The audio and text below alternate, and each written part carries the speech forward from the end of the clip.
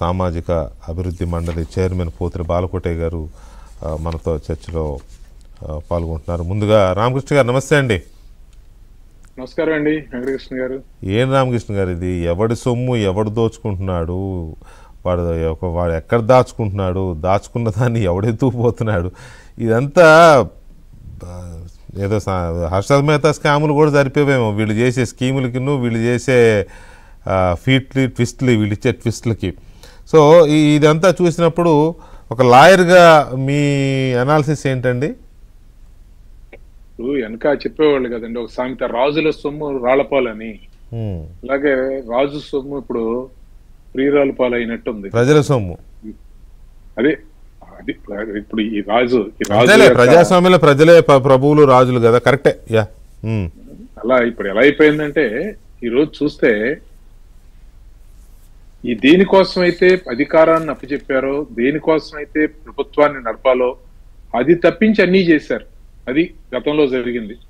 ప్రభుత్వాన్ని ఎంపిక చేసుకుని ఒక ముఖ్యమంత్రిగా బాధ్యతలు నిర్వహించాల్సినటువంటి ముఖ్యమంత్రి 2019 నుంచి 2024 వరకు సక్రమంగా ఒక్క పని కూడా చేయలేదు అని చాలా సార్లు మనం మాట్లాడుకున్నాం వెంకటకృష్ణ గారు.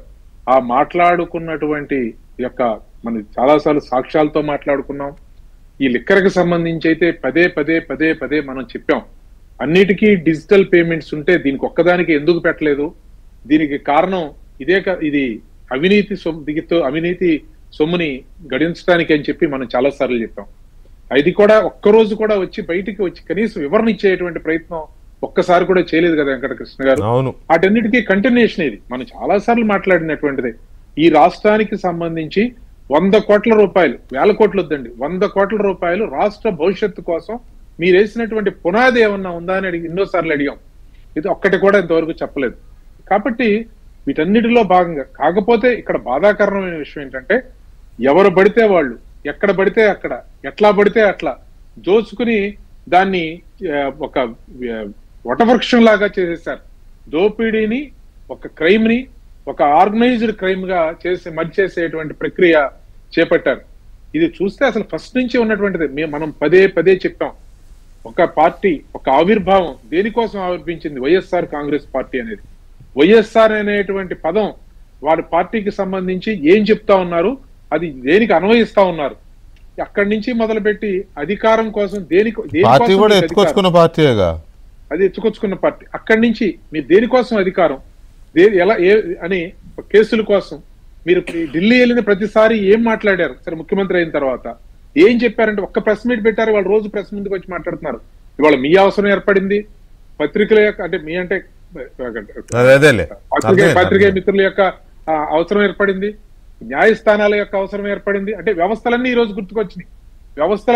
గుర్తుకొచ్చినాయి. వ్యవస్థలకు అది అంటే ఈ రోజు ఈ దోపిడీ చేసినటువంటి డబ్బుని చిలవల పలవలు అంటే ఇప్పుడు చెప్తా ఉంటే అసలు మనకు తెలియదు. ఇప్పుడు అంటే ఒక అట్టపెట్టిలో 500 రూపాయల నోట్లు 1,20,00,000 పడతాయి అనేది ఇప్పుడే తెలుస్తా ఉంది. అంటే అది ఏ మోడల్ అంటే మనకి ఇప్పటి వరకు మనకు తెలిసింది ఏంటంటే కాటన్స్ లో దాని ఏంటది ఆ మెటీరియల్ తో చేసిన కాటన్స్ లో సబ్బులు, లేకపోతే ఇటువంటివి బిస్కెట్ ప్యాకెట్లు ఇటువంటివి ప్యాక్ చేస్తారని తెలుసు. కానీ మనకి ఇంత ఒక్కొక్క దాంట్లో లెక్క అంట, ఆ బాక్స్ సైజు కూడా 1,20,00,000 పడతాయంట, అందులో 6 పెట్టారంట, 6 డబ్బాలంట. దీనికోసం పెండ్లర్స్ అంటే ఇప్పుడు ఈ గంజాయి చేస్తా ఉంటారు వీళ్ళని ఏర్పాటు చేసుకోవటం. అంటే దీనికి సంబంధించి ఎవరెవరు వసూలు చేసుకుని వస్తారు, లేకపోతే ఎవరెవరు ఎట్లా చేయాలి అని చెప్పి వీళ్ళందరిని ఏర్పాటు చేసుకుని, అంటే అసలు ఎంత ఆర్గనైజ్డ్ గా.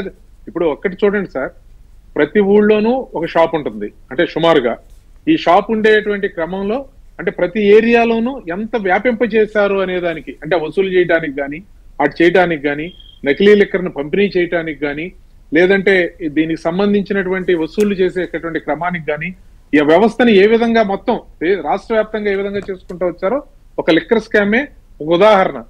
ఇదే చెప్పాం, రాష్ట్ర యువత భవిష్యత్తును దెబ్బతీస్తా ఉన్నారు, రాష్ట్ర ప్రయోజనాలను దెబ్బతీస్తా ఉన్నారు అని చెప్పి మనం చెప్పినటువంటి మాటలే ఈరోజు. సరే ఒక న్యాయవాదిగా వచ్చేటప్పటికి న్యాయస్థానాల్లో జరుగుతూ ఉంది.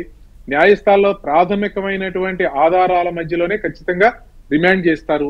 రిమాండ్ చేసిన తర్వాత వచ్చినటువంటి ఇన్వెస్టిగేషన్ లో వచ్చినటువంటి అంశాల ఆధారంగా వారికి వచ్చేటువంటి బెయిల్ గాని ఇతరత్ర అంశాలు గాని పరిగణలోకి తీసుకోవడం జరుగుతూ ఉంటుంది. ఆ విధంగా చూస్తే ఇప్పటికే చాలా కాలం నుంచి మరి వాళ్ళు ఉన్నప్పుడు దానికి బలమైన ఆధారాలే ఉన్నాయి అని చెప్పి మనం భావించవలసి వస్తుంది వెంకటకృష్ణ గారు. రైట్. రామకృష్ణ గారు ఒక నిమిషం అండి. బాలకోట గారు నమస్తే అండి.